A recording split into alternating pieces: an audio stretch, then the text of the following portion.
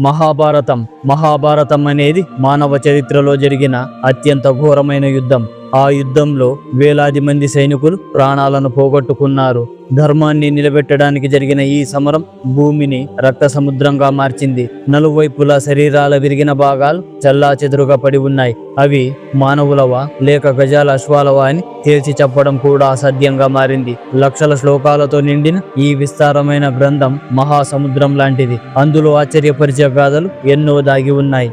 కాశీరాజు కుమార్తె అంబ శిఖండిగా మారిన కథ అందరికీ తెలిసే ఉంటుంది.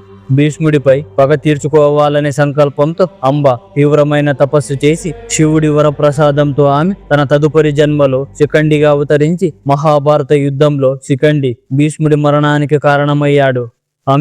అంబాలిక వివాహం హస్తినపుర యువరాజు విచిత్ర వీరుడితో జరిగింది. కానీ కొద్ది కాలానికే భయంకరమైన వ్యాధి బారిన పడి విచిత్ర వీరుడు మరణించాడు. విచిత్ర వీరుడికి సంతానం లేకపోవడంతో కురువంశం ఎలా ముందుకు సాగుతుంది? హస్తినపుర సింహాసనం ఎవరు అధిరోహిస్తారు? ఈ సమస్య రాజ్యంలో తలెత్తింది. ఈ సమస్యకు పరిష్కారం కోసం విచిత్ర వీరుడి తల్లి సత్యవతి తన వివాహానికి ముందు జన్మించిన కుమారుడు వేదవ్యాసుడిని పిలిపించి సత్యవతి అంబాలికను వ్యాసుడి వద్దకు వెళ్లమని ఆజ్ఞాపించింది. వారు నియమ నిష్ఠలతో కఠినమైన వ్రతాలు ఆచరించి వ్యాస మహర్షి యోగమాయ ద్వారా సంతానం పొందవలసిందిగా ఆదేశించింది. తద్వారా కురువంశానికి వారసులు జన్మిస్తారు అని. కానీ ఆ ఇద్దరు సోదరీమణులు ఆ సందర్భంలో తీవ్రంగా భయపడ్డారు. వారి భయం వారి గర్భంలో ఉన్న శిశువుపై ప్రభావం చూపించింది. అంబిక వ్యాస మహర్షి వద్దకు వెళ్ళినప్పుడు నియోగ సమయంలో భయంతో కళ్ళు మూసుకుంది. అంబాలిక కూడా నియోగ సమయంలో భయంతో వణికిపోయి ముఖం పసుపు రంగులోకి మారిపోయింది.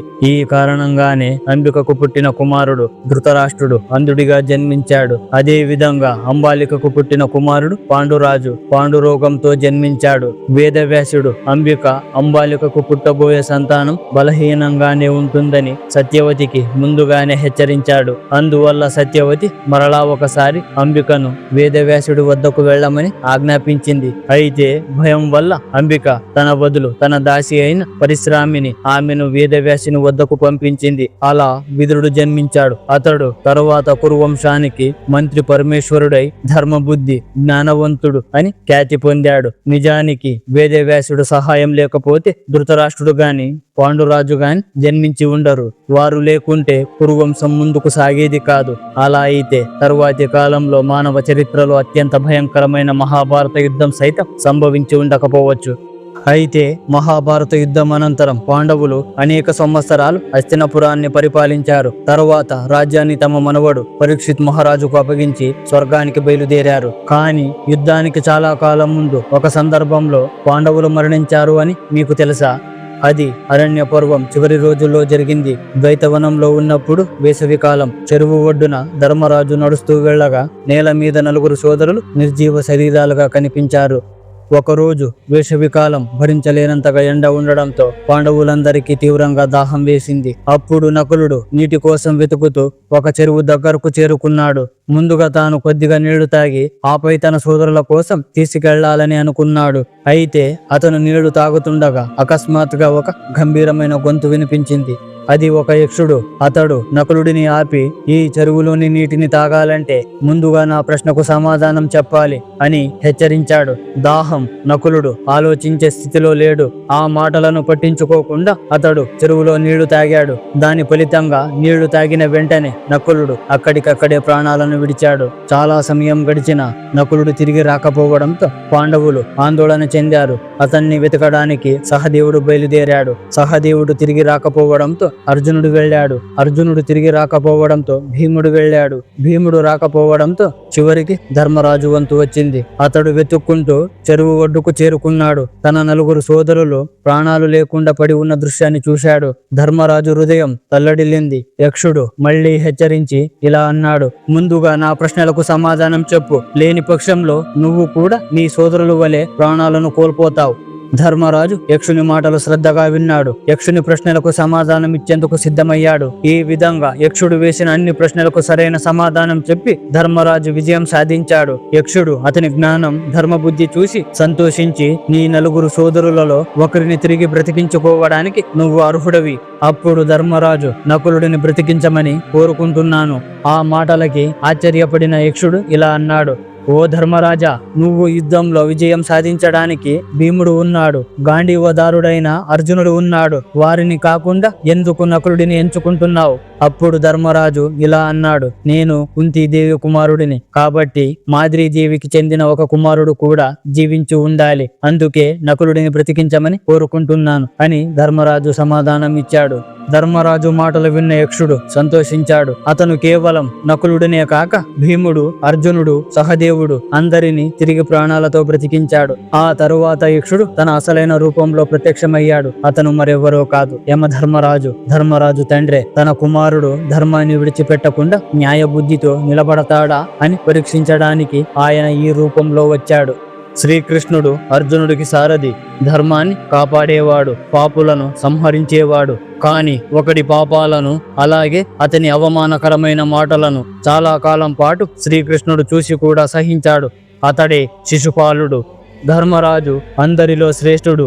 యాగానికి ప్రధాన అతిథి ఎవరో ఎంచుకోమని భీష్ముడికి చెప్పినప్పుడు భీష్ముడు ఎలాంటి సందేహం లేకుండా శ్రీకృష్ణుడినే ముఖ్య అతిథిగా ప్రకటించాడు. ఈ నిర్ణయాన్ని శిశుపాలుడు అస్సలు అంగీకరించలేదు. అతను సభ మధ్యలో భీష్ముడిని, పాండవులందరినీ అవమానించాడు. అంతేకాక శ్రీకృష్ణుడిని కూడా తీవ్రంగా నిందించాడు. కానీ శ్రీకృష్ణుడు ఆ అవమానకరమైన మాటలకు ఒక్క మాట కూడా సమాధానం చెప్పలేదు. ఎందుకంటే ఆయన తన వాగ్దానానికి కట్టుబడి ఉన్నాడు. ఆ వాగ్దానం ఏమిటంటే శిశుపాలుడు శ్రీకృష్ణుడి మేనత్త కొడుకు. శిశుపాలుడు పుట్టినప్పుడు అతనికి 3 కళ్ళు, 4 చేతులు ఉండేవి. అప్పుడు భవిష్యవాణి ఇలా పలికింది: శిశుపాలుడిని సంహరించేవాడు అతనిని ఎత్తుకున్న వెంటనే అతని రూపం సాధారణంగా మారుతుంది. ఇది విన్న వెంటనే శృతికీర్తి ఆందోళన చెందింది.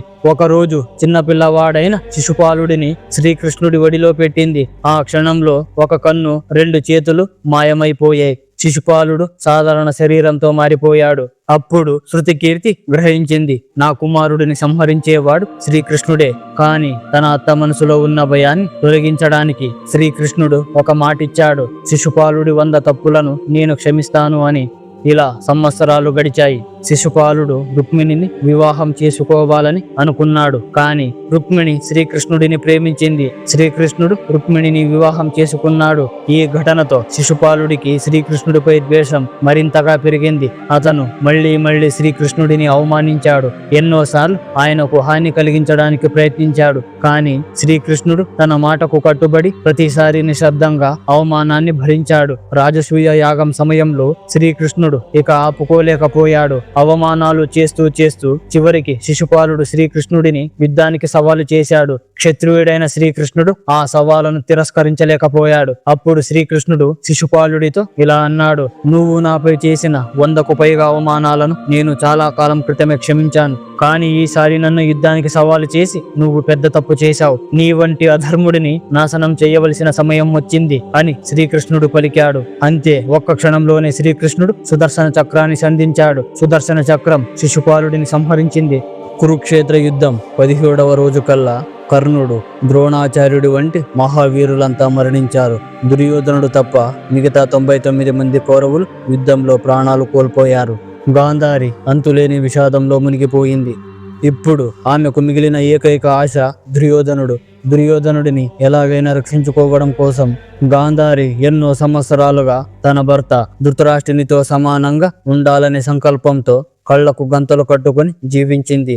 ఈ దీర్ఘకాల వ్రతం నియమం కారణంగా ఆమెకు అద్భుతమైన శక్తులు లభించాయి. ఆ శక్తులన్నిటినీ తన కుమారుడికి ప్రసాదించి అతన్ని అజేయుడిని చెయ్యాలని ఆమె నిర్ణయించింది. ఆమె దుర్యోధనుడిని తన ముందుకు పూర్తిగా దుస్తులు లేకుండా రావాలని చెప్పింది. దుర్యోధనుడు దుస్తులు లేకుండా వెళ్తున్నప్పుడు శ్రీకృష్ణుడు అతన్ని ఆపాడు. తల్లి ముందు ఇలా నిలబడటం పాపమవుతుంది అని ఆయన హెచ్చరించాడు. శ్రీకృష్ణుడి మాట విని ఆకులతో తన నడుము భాగాన్ని కప్పుకొని తల్లిని కలవడానికి వెళ్ళాడు. దుర్యోధనుడు తన తల్లి ముందు నిలబడగానే ఆమె కళ్లకు గంతులు తీసింది. ఆమె కళ్ళల్లో ఉన్న అపారమైన తేజస్సుతో దుర్యోధనుడు శరీరం వజ్రంలా మారింది. కానీ ఆకులతో కప్పబడిన భాగం మాత్రం రక్షణ పొందలేదు. తరువాతి రోజు గదా యుద్ధంలో భీముడు అదే బలహీనమైన భాగాన్ని లక్ష్యంగా చేసుకొని దాడి చేశాడు. దాంతో దుర్యోధనుడు మరణించాడు. చివరికి పాండవులు విజయం సాధించారు. ధర్మం గెలిచింది. అందరూ చెప్పండి, జై శ్రీకృష్ణ.